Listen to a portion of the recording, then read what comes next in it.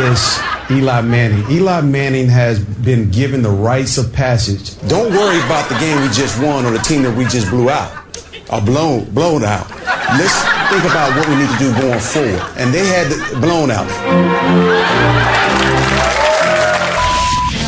VOTech. For 10 years, VOTech has been a leader in website development and network solutions. Whether your business has an established website or are preparing to create something new, VOTech can handle every facet of your project. VOTech offers full website and portal design and creation services, including domain registration, site maintenance, dynamic programming, database administration, video streaming, and more. VOTech also offers full e-commerce and e-marketing development and management, as well as complete web hosting services. For more information, see the VOTech section at bangcartoon.com/services. That's bangcartoon.com/services. You can trust your web project to the professionals at VOTech. Hi, this is Alonzo Bowden from Last Comic Standing, and you're listening to John and Tom on the Bang Cartoon Radio Hour.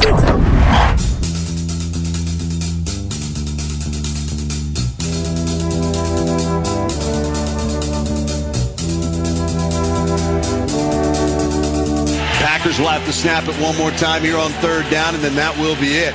The record books will show that the 2008 Detroit Lions are the first team in NFL history to go 0-16.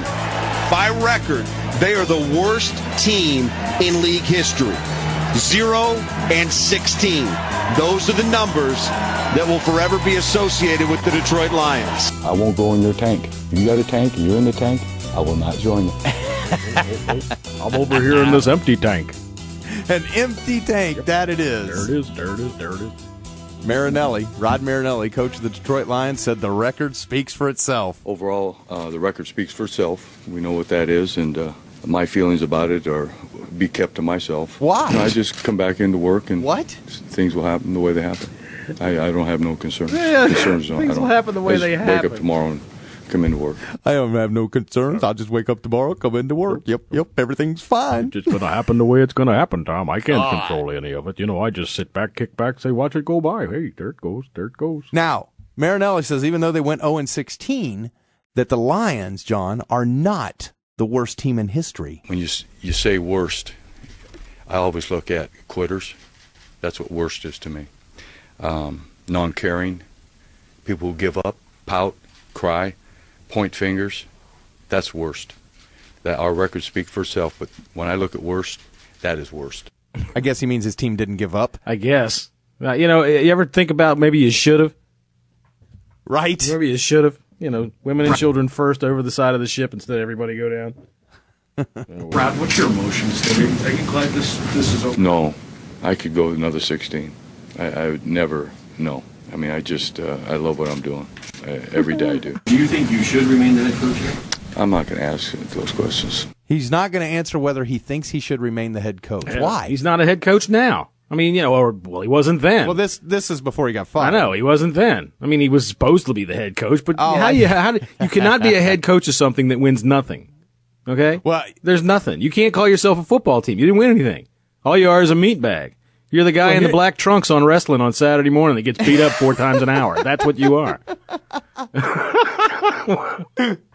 Well, this is my favorite line out of all of them, because Marinelli says, now is the time, John, to buy stock in the Lions. Have you heard this? Well, of course. Now you can get it. They'll pay you. Right. Listen to this. I really believe that the time to buy stock in the Lions is now. I really do. This thing has hit bottom. And I think there's a good base of talent here. This thing's hit bottom. Yeah. It's good time. You can get it for 2 cents a share. Can't go down.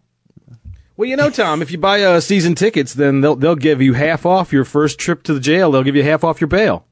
It's being planned exactly like I want it. Right. Yeah, exactly the way we planned it. Here it is. I can see it now, Tom. They get them in training camp, right? Mini camp. Okay. Here we gonna go. We're gonna see if we can do the perfect season. Here we go, boys. First thing we do, we trade Sean Rogers for Lee Bodden. That ought to be worth a bunch of points. Well, congratulations to them. They did. They had a perfect season. Yeah, I think it was terrific. I think it embodies the spirit of that city. Oh, yeah. I thought they might actually beat the Packers, but I don't know. They just can't I've seen it happen more than once this year. I got to admit, they've been in several games where it's like, oh my God, they're going to win this. They blow it. They had the Colts tied in the fourth quarter. I know. I know. I told you I was listening to that. I saw the score come up. I saw it tied, so I said, okay, click. So I clicked on their radio broadcast, right? And as soon as they scored, boom, Manning hits Reggie Wayne with a 40-yard touchdown pass, and their announcer goes, well, you had to see that coming. I was like, you got to be kidding me. You had to see that coming.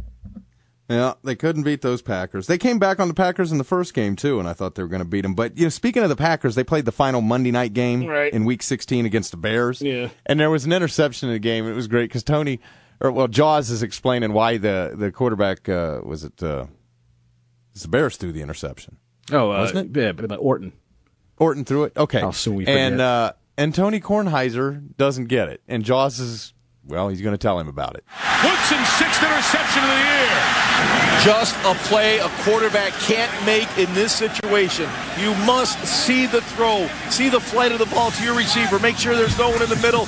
Kyle Orton didn't see that. Does he literally not see him? I can't answer that, but you have to see him or you don't make the throw. So obviously he didn't see him. What? I mean, first off, Jaworski with Mr. Drama. I know. And he's as bad as Madden ever was. You can't throw it if there's somebody standing between you and the receiver. That's what he says. You have to see him. You have to make sure there's nobody between you and him. Can't do it. Right. No kidding. No shit, idiot. That's why you wear different colored shirts, moron. It makes it easy. It's not like that. Jeez. Maybe Jaworski could tell us about how he doesn't throw interceptions, but except when he gets nailed in the back and the ball goes straight up in the air 3 stories and comes down on top of the defensive line. He was a good one at that. Sherrill Pryor did that well for the Buckeyes. Could throw the ball way up and it would come back down. As you see right here, he rolls to the outside, and right there when the guy hits him in the back, the ball goes straight up and down for a first down. First down defense. Of course, Kornheiser has to make his remark. Oh, you think that would have happened if he was doing his schwarzer? Look at him. He hit him and I almost plotzed. Right. Fucking dork. Oh, man. At least they don't have actors in there this year. Here's one. And, what game did you get this from? Which one? You had given me this clip. Guy's going to talk about the ball carrier. Oh, this is from the Lions' last game. They're it is. It's from the Lions. Yes, this Packers is them game. knocking back the running back. So it was Kevin Smith running the ball? No, this was the Packer running the ball. The Lion made the big play here, but boy, did it sound gay. This play was blocked pretty well, but Pearson, the safety's got to make the fit. He does and drills the ball carrier right in the hole. Oh. Oh, my. He drills the ball carrier right in the hole. Oh, I see. Ow.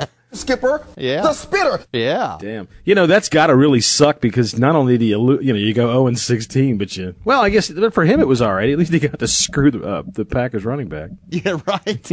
Was it Ryan Parker? Ryan Grant? He got to screw Ryan Grant, yeah. Yeah. Drilled him right in the hole.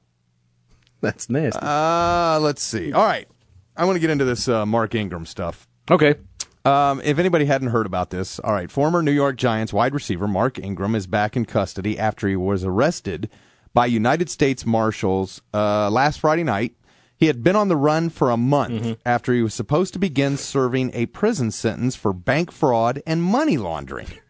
Man, where do they get into this stuff? I don't know why they just let you. Okay, well, you know what? You're scheduled to show up for prison on this date. If you're busted for this kind of stuff, why do they just let you walk around? Well, because he negotiated this. Oh. The U.S. Marshals tracked Ingram to a hotel room in Flint, Michigan, following an extensive manhunt that began when he failed to show up at a federal prison in Kentucky on December 5th. Since ending his career in 1996, he has endured numerous legal problems that have landed him in and out of jail. Yeah. In 2005, he pleaded guilty to cashing counterfeit checks and laundering money he believed to be proceeds from drug deals. Yeah. Oh, he believed that. They don't understand, Tom. I wasn't on the lam, but we negotiated this. I never show up for training camp, yo. I just signed my contract, man. I don't care if it's a 5-year deal or what, man. You know me. I'm gonna show up right before things start. A member of the Giants' 1991 Super Bowl team, Ingram, had sought a delay. He asked for a delay in an eight-year prison sentence. He's got to go 8 years because he wanted to watch his son's freshman season, who plays for Alabama. Well, his arrest, Ingram's arrest Friday came just before Alabama's 31-17 loss to Utah in the Sugar Bowl.